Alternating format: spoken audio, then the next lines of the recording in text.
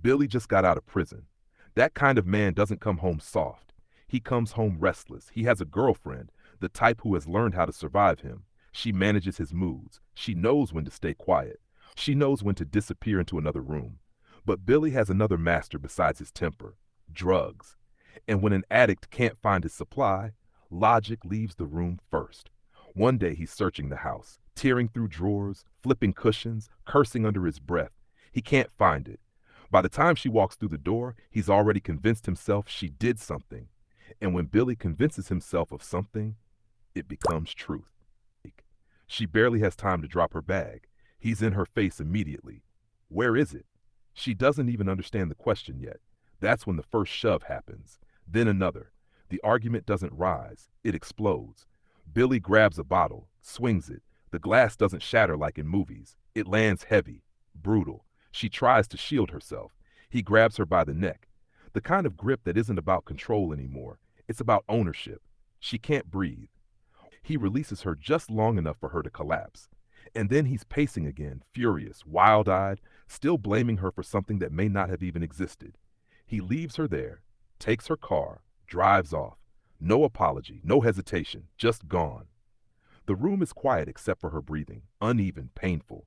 Somehow she reaches for her phone. She doesn't call him. She calls a cab. That detail says everything. The cab takes her to the hospital. She's bruised, swollen, shaking. And while sitting in that hospital bed, she makes a decision that changes everything. She calls the police. She presses charges. Not tomorrow. Not after thinking about it. Right there. Because she knows something. If he comes back before she does something official, it gets worse.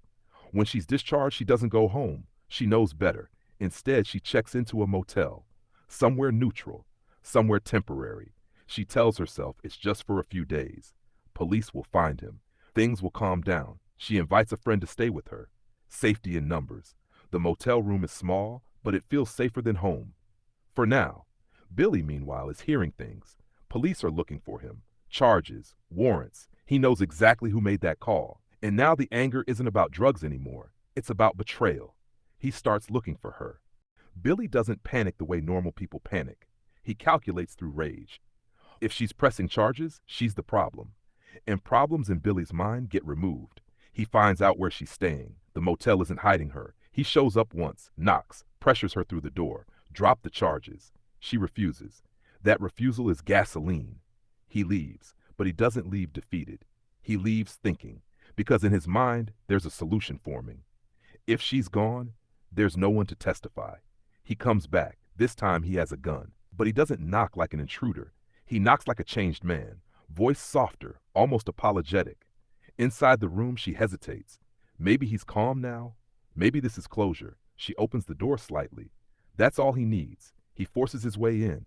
The space is too small for what's about to happen. The shots are loud, deafening in a motel room. Her friend doesn't even fully process it before she's hit too. 2 women, 1 room. Silence again. Billy leaves fast, no hesitation. He doesn't stay to look. Outside, he calls someone else. Mary. Mary isn't part of what just happened. Not yet.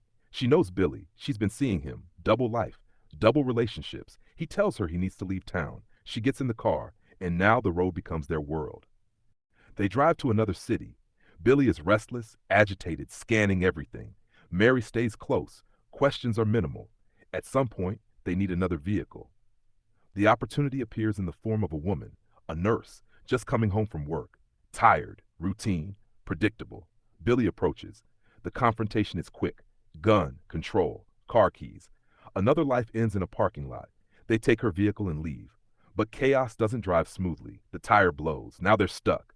They abandon the car and disappear into nearby brush.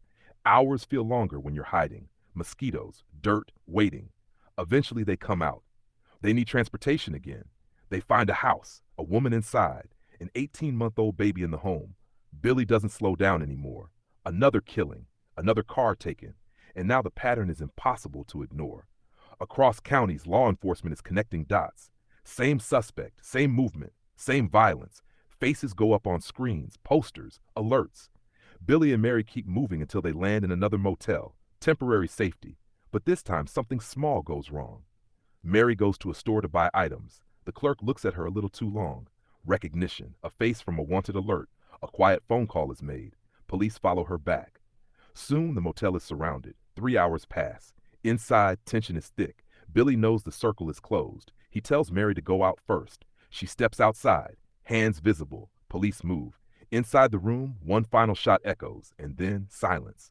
Billy is found inside. Mary is taken into custody. The road ends there. This didn't start as a multi-city manhunt. It started with addiction, control, ego, one woman deciding she'd had enough, and a man deciding that losing control was worse than losing everything. Mary stepped into the car after the first 2 deaths. She stayed through the rest. And that's where the real debate begins. Was she trapped in his momentum, or did she choose the road, passenger, or partner?